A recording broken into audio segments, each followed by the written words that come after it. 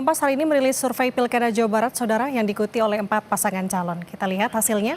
Dari jajak pendapat yang dilakukan Litbang Kompas, 4,1% responden menyatakan dukungan pada paslon nomor urut 1, yakni Acep Adang Ruhyat dan Gitalis Dwi Natarina.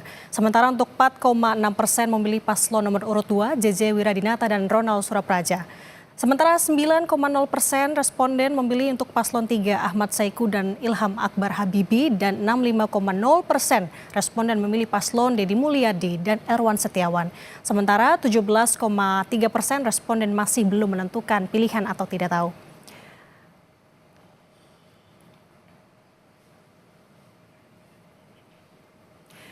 Survei Litbang Kompas, Saudara, menampilkan data elektabilitas paslon Pilkada Jawa Barat 2024 berdasarkan alasan memilih.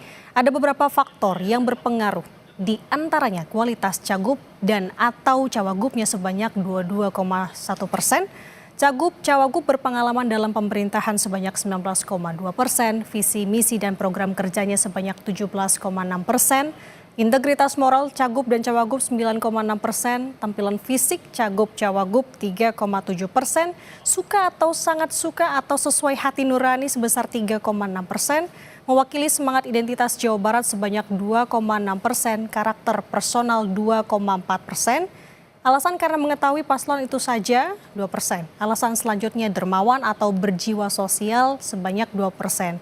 Pilihan keluarga, kerabat, atau orang terdekat di 1,9%, publik figur atau orang terkenal sebanyak 1,8%, suka belusukan atau berbaur dengan masyarakat sebanyak 1,3%, lainnya 7,8% dan menjawab tidak tahu sebesar 2,6%. Kemudian bila berdasarkan pertimbangan memilih, Saudara, ada sejumlah faktor yang mempengaruhi sosok cagup mengambil persentase tertinggi di sini, yakni 54,2%. Sosok cawagup di 8,2%, tidak keduanya di 35,8%, dan tidak tahu 0,7% dan tidak menjawab 1,2%. Nah, Mas Rangga, kalau melihat dari hasil survei ini, ternyata kualitas ini masih di urutan pertama. Kenapa demikian? Kita jelaskan itu dulu.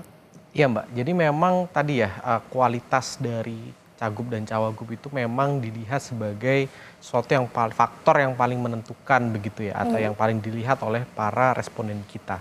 Itu mengungguli soal visi misi, kemudian pengalaman juga. Tapi tadi menarik juga ya bahwa pengalaman paslon ini ya di pemerintahan itu juga jadi pertimbangan yang cukup besar juga gitu, Mbak. Jadi memang kombinasi ya antara pertama tadi karakter, kualitas ya. Oke, kita bisa kualitas itu juga ya mungkin di layar. Ya, kualitas itu kan juga merepresentasikan mungkin background pendidikannya gitu, kemudian background apa yang sudah pernah dicapai begitu ya. Kira-kira capaiannya mungkin di politik seperti apa.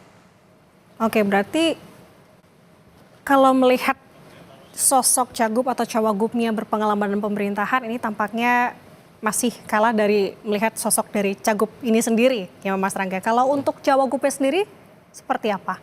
Apakah sangat berpengaruh dibandingkan cagupnya? Kalau tadi lihat dari data kita ya Mbak, ya memang faktor cagup ini jauh lebih besar gitu dibandingkan dengan faktor dari cawagup. Oke. Di cagup itu kan mayoritas ya, artinya 50% lebih begitu. Jadi pertimbangan yang lebih diutamakan oleh respon kita dibandingkan dengan sosok cawagupnya begitu. Nah di sini sosok cawagup itu hanya sekitar 8,2%. Menariknya kan memang sosok-sosok cawagup yang mendampingi paslon calon gubernur ini kan menarik ya Mbak, sosoknya yang di paslon nomor urut 1 itu dulunya pernah berkontestasi. Ya. Sebuah event yang cukup besar begitu, yang kemudian di paslon nomor urut 2 juga kan pernah terjun ke dunia entertain juga gitu. Paslon nomor urut 3 itu putra dari presiden begitu ya, dan yang terakhir punya afiliasi yang cukup besar dengan klub bola, salah satu klub bola yang populer begitu di Jawa Barat. Nah tapi ternyata memang sosok cawagup ini relatif tidak berpengaruh besar begitu Mbak ke bagaimana kemudian responden itu menentukan pilihannya. Yang menarik juga sebenarnya di sini ada jawaban tidak keduanya begitu ya, sekitar 35,8%. Nah, ini dugaan kita itu adalah bagaimana kemudian pemilih itu berhasil diarahkan atau diyakinkan bukan hanya dari sosok cagup atau cawagup, tapi mungkin faktor di luar itu, Mbak. Faktor di luar itu bisa jadi misalnya pertama adalah keluarganya begitu. Oke. Yang misalnya ada fenomena begitu ya di beberapa daerah di Indonesia di mana satu keluarga itu misalnya one vote begitu ya. Jika satu kepala keluarga itu menyatakan dukungannya ke pilihan tertentu kemudian mengikuti begitu ya. Oke. Nah, kemudian bisa juga dari mungkin kolega, teman atau tetangga begitu ya, orang-orang sekitar yang kemudian mempengaruhi pilihan dari para pemilih. Nah, ini juga besarannya cukup menarik ya, 35,8%. Berarti artinya di tidak keduanya di 35,8% ini terdiri dari orang-orang yang sebenarnya masih bingung dan masih banyak faktor di lainnya seperti tadi ada pengaruh teman, keluarga, dia akhirnya masih belum tahu lah kemana gitu. Baik Ya. sosok cagup ataupun cawagupnya. Nah kalau melihat dari angka-angka ini Mas, sebesar apa sih maksudnya kalau melihat dari sosok cagup dan kualitasnya begitu ya, yang dilihat itu apa terkait dengan apakah tadi visi misinya juga ini di peringkat kedua begitu kan? Yang ketiga.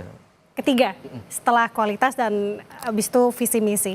Nah, sebenarnya yang diperhatikan dari pemilih itu apa sih Mas dari paslon ini untuknya khususnya di Pilgub Jawa Barat?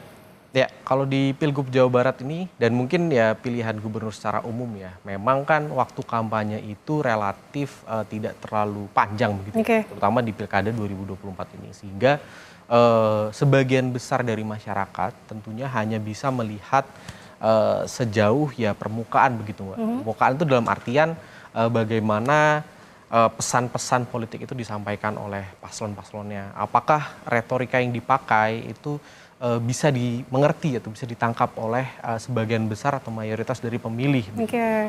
Bahasa yang digunakan seperti apa, kemudian tadi ya gestur politiknya seperti apa. Hal-hal itulah yang kemudian menjadi cerminan yang ditangkap oleh publik sebagai tadi ya kualitas. Tentu setiap paslon ya, baik cagup dan cawagupnya itu kan punya sejarah ya Mbak ya, sejarah di belakang cagupnya terutama itu sebelumnya pernah menjabat sebagai apa, punya pengalaman apa. Itu juga melekat ke diri paslon sehingga mempengaruhi juga, oh misalnya Pak ini atau Bu ini dulu itu pernah menjabat sebagai apa, itu menjadi tadi ya tambahan. Kedekatan culture begitu ya, apalagi kalau misalkan kita melihat angka 65,0% ini di pasangan nomor urut 4 kan dulunya Deddy Mulyadi ini kan sebelumnya Bupati Purwakarta begitu Betul. kan ya. Oke baik. Nah tadi juga ada angka tidak lainnya, itu kenapa Mas? Maksudnya masih ada agak Iya, ya besar itu. juga tuh angkanya. Itu memang kelompok-kelompok responden yang memang punya banyak sekali kan Mbak alasannya. Yang menarik kan juga Yang ini lain ada ya. soal apa namanya tampilan fisik itu sekitar 3,7%. Kemudian integritas moral cagup dan cawagup ini juga kan menarik ya, cukup besar 9,6%. Itu juga mungkin berhubungan dengan ketakutan atau kekhawatiran dari publik begitu agar kemudian hari itu jangan sampai cagup maupun cawagupnya itu terjerat kasus-kasus misalnya korupsi begitu ya terkait dengan integritas. Kemudian tadi ya yang soal lainnya 7,8% itu adalah alasan-alasan lain yang memang kalau kita jabarkan itu akan terlalu panjang nanti Mbak. Tapi ini menarik Mas yang soal suka belusukan dan berbaur dengan masyarakat. Tampaknya ini tidak terlalu tinggi, angkanya di 1,3 dibandingkan dengan angka-angka lainnya. Berarti masyarakat Jawa Barat tidak terlalu suka dengan yang langsung turun ke lapangan atau seperti apa? Melihat. Mungkin pengertiannya adalah itu tetap menjadi sesuatu yang mungkin dilihat begitu ya. Oke. Tapi bagi publik bagaimana, karena pilkada itu kan cara masyarakat untuk menggantungkan harapannya begitu Mbak. Oke. Harapannya agar di kemudian hari hidupnya akan semakin makmur, akan semakin lebih baik begitu ya. Dan tentunya harapan itu digantungkan kepada cagup dan cawagup yang pertama tadi kualitasnya harus oke.